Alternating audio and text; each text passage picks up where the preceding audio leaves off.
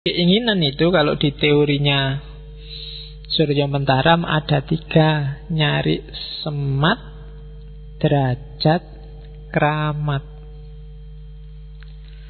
Semat itu kekayaan, kesenangan, biasanya sifatnya fisik. Sementara kalau yang derajat itu keluhuran, kemuliaan, keutamaan. Dan yang ketiga, keramat. Keramat itu kekuasaan, kebesaran, pengakuan masyarakat. Itu keramat. Pujian dari orang lain itu keramat. Diakui atau tidak, keinginanmu wujudnya 3 itu.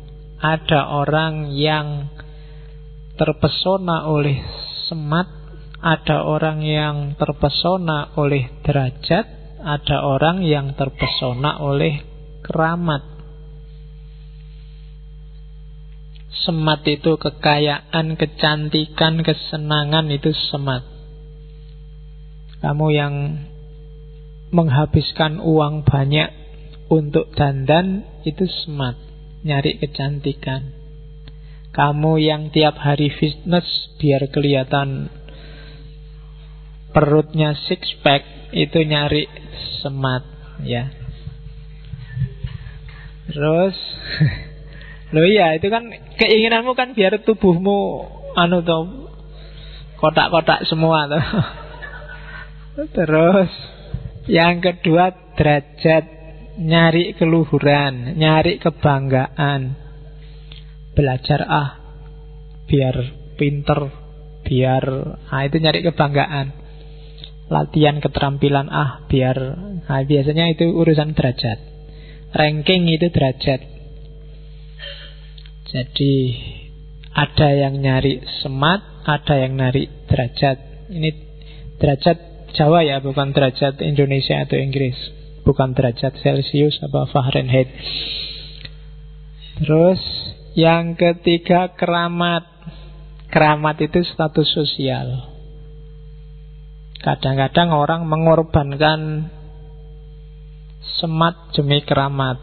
Mau nyalon gubernur, jual rumah, jual mobil, itu mengorbankan semat demi keramat.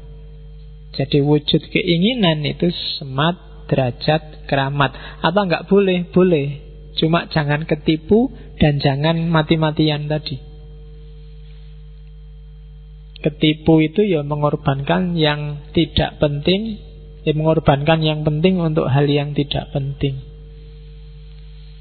Dan jangan mati-matian. Tidak mesti kok kalau ilmumu tinggi, derajatmu, kemuliaanmu pasti, karena kadang-kadang ilmumu hanya untuk pamer, hanya untuk biar orang ngerti kalau kamu pinter.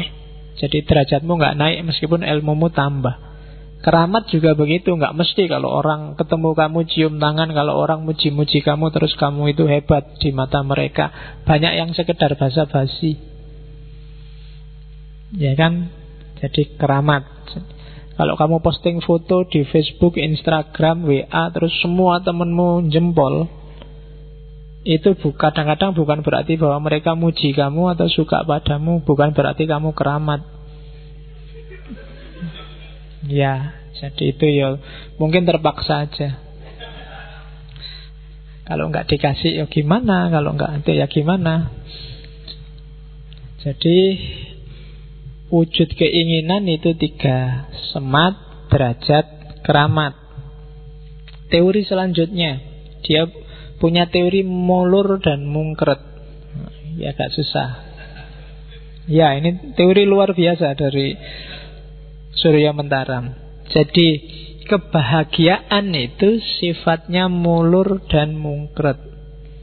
Mulur itu gini loh. Ini mulur. Kalau mungkret itu mengkerut gini. Kok kamu ketawa? Isi kepalamu apa? Oke.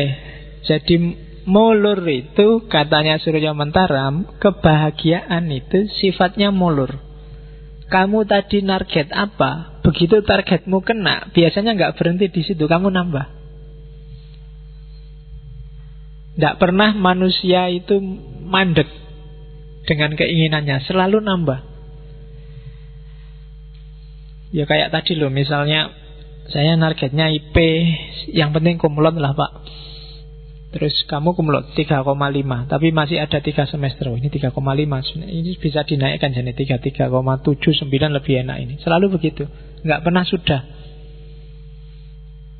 Punya pacar misalnya, tadi pokoknya punya pacar, syukur lah Pak, dapat beneran. Biasanya nggak berhenti di situ. Ternyata aku laku ya. Kan terus mikirnya gitu kamu. Jangan-jangan masih ada yang lain yang mau. Lu tadi jari ini yang penting ono, saiki mulai milih. Kan selalu begitu. Jadi tidak pernah orang itu mandek dengan keinginannya. Dia selalu nambah. Ketika tercapai dia mesti terus nambah lagi. Asal punya rumah itu syukur Pak. Nah, punya rumah benar. Wah ini rumah ini harusnya dibikin gini, ini harusnya nambah lagi kan. Ditingkat lah, dibikin apalah, levelnya naik lagi. Nanti rumahnya tingkat. Wah ini kalau cuma 1 tidak bisa, anakku 3. Wah ini harus punya lagi ini kan. Tidak pernah mandek. Orang selengkap Abu Rizal Bakri kan masih pingin nambah lagi, nggak pernah berhenti. Pejabat kelas tinggi kayak gubernur, bupati kan mesti pingin lagi, syukur-syukur lebih tinggi, syukur-syukur 2 periode, syukur-syukur bisa ditambah periodenya. Nggak pernah orang sudahlah selesai, beres, jarang.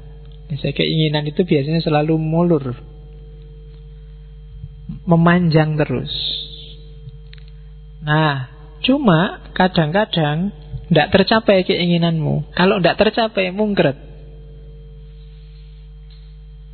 Mungkret itu dikurangi. Targetnya Pak, saya kumlot.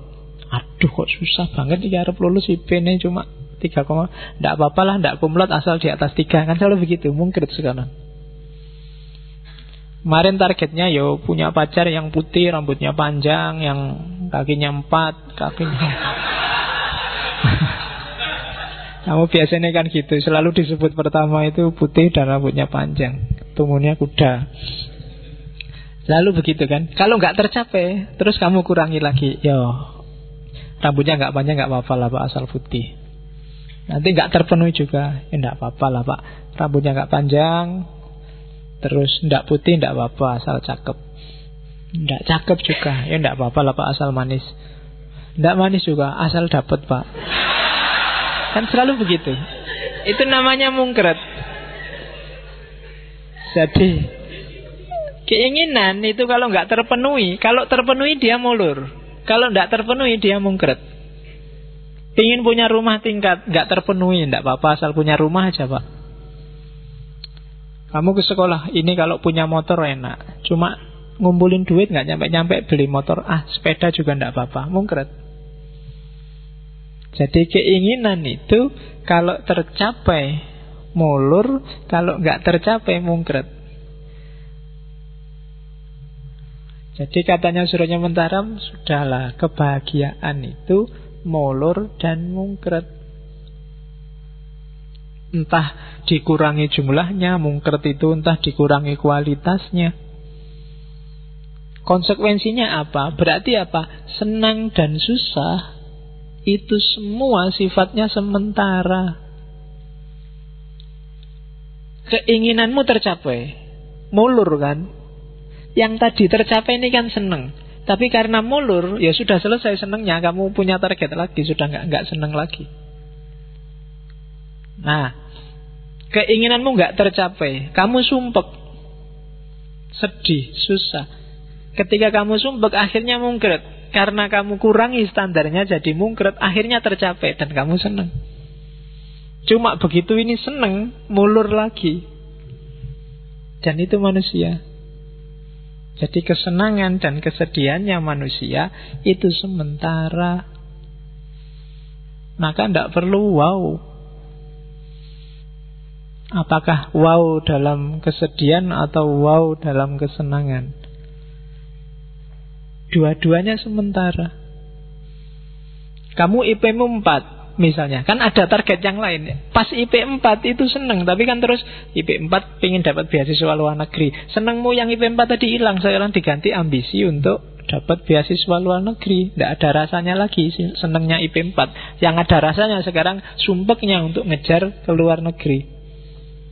Kamu dapat IP 4 gagal, dapatnya IP cuma 3,1 misalnya. Jadi kan mungkin tidak apa-apa lah, yang penting 3,1 sudah di atas 3. Ya kan? Yang tadi gagal kamu sumpek, tapi sekarang karena kamu mungkret targetnya turun, kan kamu senang lagi. Nah kan, alhamdulillah sudah nyampe di atas 3. Senang lagi. Tapi begitu terpenuhi, karena mungkret tadi terpenuhi, kamu kan senang. Nah, senang ini akhirnya mulur lagi. Wah, 3, ternyata di atas 3 bisa ya, berarti ya naik-naik dikit tidak apa-apa lah. Selalu begitu. Jadi senang dan susah itu dua-duanya sementara. Jadi itu teori pertama, teori mulur dan mungkret. Implikasinya ke kesementaraan senang dan susah. Jadi mulur, mungkret. Jadi kalau nanti kalian pangawian diri, membaca dirimu itu coba dicek. Hari ini targetmu apa saja sih? Terlalu tinggi apa enggak, pas apa enggak, terus sudah tercapai apa belum. Kalau sudah tercapai, kenali dirimu. Kamu ulur kemana lagi itu. Misalnya IP 4, sekarang targetnya ganti Pak, S3 luar negeri, S2 luar negeri. Nah itu kan mulur lagi. Targetnya pokoknya wisuda Pak, enggak sampai ke DO. Alhamdulillah wisuda. Begitu wisuda, kan mulur lagi. Pas wisuda ini seneng karena terpenuhi. Padahal itu kemarin hasil mungkret. Padahal awalnya nggak sekedar wisuda, ya nilainya baik lah 3 ke atas. Tapi akhirnya kan yang penting wisuda. Itu kan mungkret, kamu seneng, mulur lagi, susah lagi, nggak bisa lagi, mungkret lagi, seneng lagi, terus begitu. Jadi senang dan susah itu sifatnya sementara. Maka tidak harus kamu dikacaukan hidupmu oleh kesenangan dan kesusahan. Tidak usah galau, nggak usah terlalu senang juga terlalu sumpek. Nggak usah terlalu wow. Nah sekarang hubungannya sama orang lain. Jadi rumusnya tadi ya, mulur dan mungkret. Nah, setelah kamu sadar bahwa hidupmu itu mulur dan mungkret, pahamilah orang lain juga begitu. Tidak cuma dirimu. Apakah mahasiswa, presiden, pengemis, pemulung, gembel, siapapun orangnya, polanya sama. Yang dia rasakan sama. Mulur dan mungkretnya, senang dan susahnya. Yang beda mungkin hanya isinya. Ya kan? Kalau Abu Rizal Bakri dia baru senang kalau bisa membeli perusahaan. Kalau kamu mungkin baru senang kalau bisa ada yang neraktir makan. Ya kan? Isinya yang beda, tapi senang susahnya sama. Kamu lihat anak kecil-kecil minta-minta di jalan itu senang luar biasa. Misalnya tiba-tiba kamu kasih 10.000. Senangnya dia dikasih 10.000 itu mungkin kayak kamu tiba-tiba ada orang ngasih kamu 1 juta sekarang. Itu sudah wow-nya banyak. Wow. Tiba-tiba dapat 1 juta gratisan. Loh, senengmu itu sama senengnya anak yang minta-minta tadi sama sebenarnya, sama-sama senengnya. Mulur mungkretnya juga sama. Dia tadi asal dapat 10.000 senang, mungkin terus jadi mulur. Wah, besok kesini lagi tak cari orang itu lagi, mesti dikasih 10.000 lagi. Kamu juga gitu kan, 1 juta. Wah, ini dia ngasih 1 juta. Kenapa ya kok ngasih? Jangan-jangan seneng padaku, tak dekati lagi biar dikasih lagi. Mulur lagi. Loh, mode seneng dan mungkretnya itu sama. Jadi setiap orang itu sebenarnya punya rasa yang sama. Siapapun dia, dengan takarannya masing-masing. Jadi kesimpulannya apa? Tidak perlu iri, juga tidak perlu sombong. Jadi hidup ini kamu nggak perlu marry aku juga nggak perlu marry kamu. Kita seneng dan susahnya sama. Kamu dapat gelas kecil, aku dapat gelas gede. Minumnya. Loh, tapi kan ukurannya beda. Aku ngomong terus 2 jam, kamu cuma nongkrong di situ ketawa-ketawa. Kan beda levelnya. Jadi kita punya derajat kesenangan dan kesumpekan masing-masing. Jadi sama, tidak perlu iri juga, tidak perlu sombong. Karena ya sama tadi, ada kesenangan dan ketidaksenangannya masing-masing. Jadi rasanya sama. Manusia itu sama di level rasa. Oleh karena itu ketika implikasi sosialnya. Jadi pengertian bahwa hidup ini mulur dan mungkret berarti berimplikasi sosial. Jangan iri, jangan sombong. Secara sosial, secara individual, maka tenanglah, tentramlah. Jadi tidak mungkin hidupmu itu seneng terus, dan juga tidak mungkin susah terus. Kalau kamu bisa memahami dirimu sendiri, selalu ada seneng kemudian susah. Di balik susah, di situ ada seneng. Ada mulur, ada mungkretnya. Kamu tidak dapat pacar, sumpek, tapi alhamdulillah kamu bebas. Malam minggu bisa sakarepmu dhewe ning ndi, tidak ada yang ganggu. HP-mu juga ngirit, nggak perlu habis biaya banyak, nggak perlu bolak-balik beli paket data. Ya kan, di balik sumpek ada senang, di balik senang juga ada sumpek. Cuma yaitu kamu jomblo, yang lain seneng. Punya pacar, kamu tolah-toleh dewean. Ya kan, ndak senengnya di situ. Sakitnya tuh di sini kalau ndak punya. Ya, kalau punya pacar sakitnya di sana. Di sana itu di warung, di 21, yang duitnya habis. Jadi, dan nggak harus dipikir dalam, tentram aja. Jadi setiap orang ternyata podo wae. Tidak ada orang yang levelnya lebih tinggi darimu atau lebih rendah darimu. Dia menghayati hidupnya sesuai takarannya, dan sama kayak kamu, kadang seneng, kadang susah. Ketika kamu susah, biasa aja, sebentar lagi akan lewat. Ketika kamu seneng juga, tidak harus terlalu hura-hura, sebentar lagi akan lewat. Jadi tidak ada yang selamanya. Hakikat hidup ini semuanya serba sementara, termasuk urusan rasa. Nah, kalau prinsip ini yang jadi pedoman, maka kita akan tentram. Rasa hidupmu akan nyaman. Kamu dapat apa saja santai. Alhamdulillah, IP-nya 4 dan nyaman. Ini berarti sedang senang. Sebentar lagi mesti sumpek, habis ini mau kemana. Kan itu mikirnya. Alhamdulillah bisa lulus meskipun pas-pasan. Ini ngapain lagi ya setelah lulus ini kan. Ada senang, ada sumpek. Setelah itu pasti sumpek. Jadi babaknya hidup selalu begitu. Selalu habis A ya B, habis hitam ya putih. Dan ini sudah, kalau di Surya Mentaram ya itulah rumusnya hidup. Nah, cuma hindarilah ini dengan bekal mulur mungkret dan seneng susah tadi. Hindari neraka dunia. Katanya Surya Mentaram, nerakanya hidup. Kalau kamu punya 4 karakter ini, pasti isinya susah terus, gak ada senengnya. Hindari ini. Yang pertama apa? Meri, iri. Begitu kamu iri, hidupmu tiap hari neraka. Kamu merasa jelek dan kamu anggap temanmu cakep dan kamu iri, itu wassalam sudah. Kamu tiap hari bisa tekanan batin itu.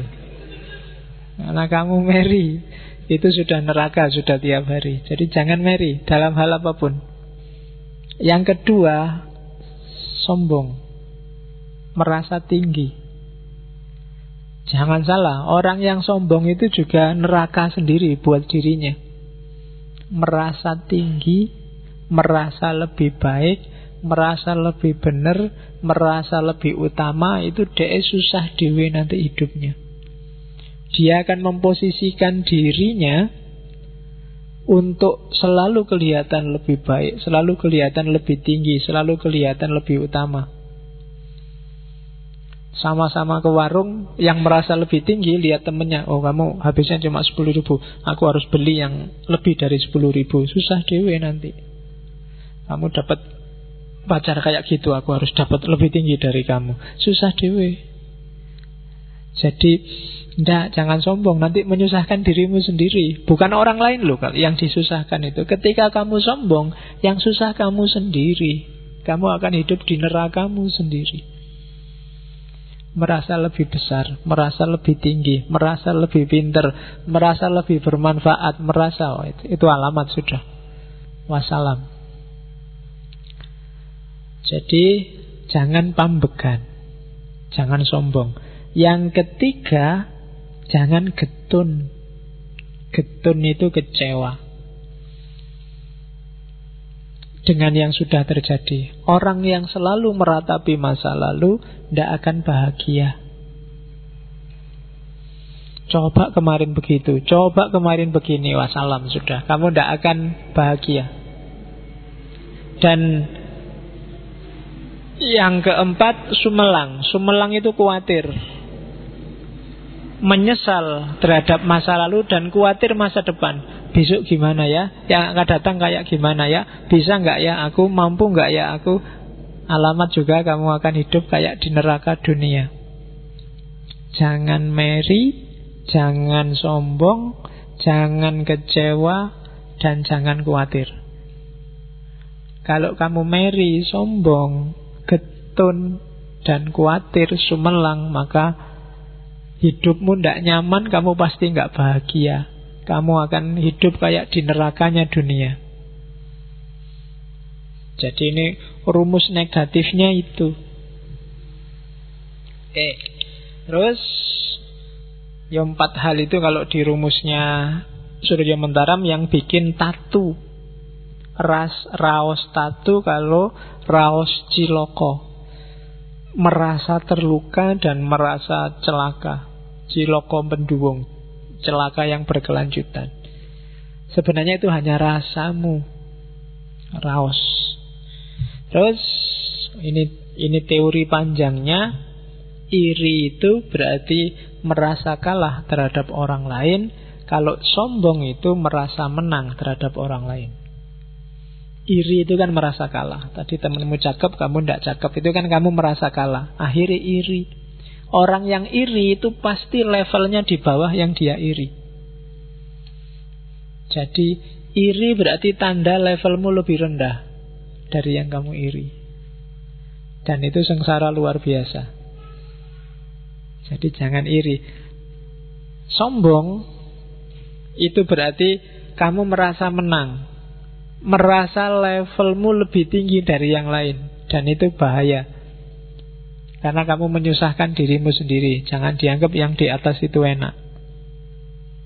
Lebih enak dianggap orang miskin, dianggap orang jelek, dianggap orang daripada kamu dianggap anak soleh, dianggap anak baik, dianggap orang itu abot. Apalagi kamu merasa saya anak soleh loh, itu beban wis. Kamu ada adzan harus ke masjid. Kalau Senin harus, iya kan harus begitu. Salamu dewe kamu merasa jadi anak soleh. Jadi merasa lebih tinggi ya, itu resiko. Jadi jangan iri, jangan sombong. Takut juga begitu. Jangan andai-andai. Andai-andai kayak di hadis itu loh. Coba dulu waktu SMA sudah tak tembak, aku masih culun sih dulu. Harusnya, itu wis alamat itu wis. Kamu akan sumpek sendiri. Yang lalu biarlah berlalu. Yang akan datang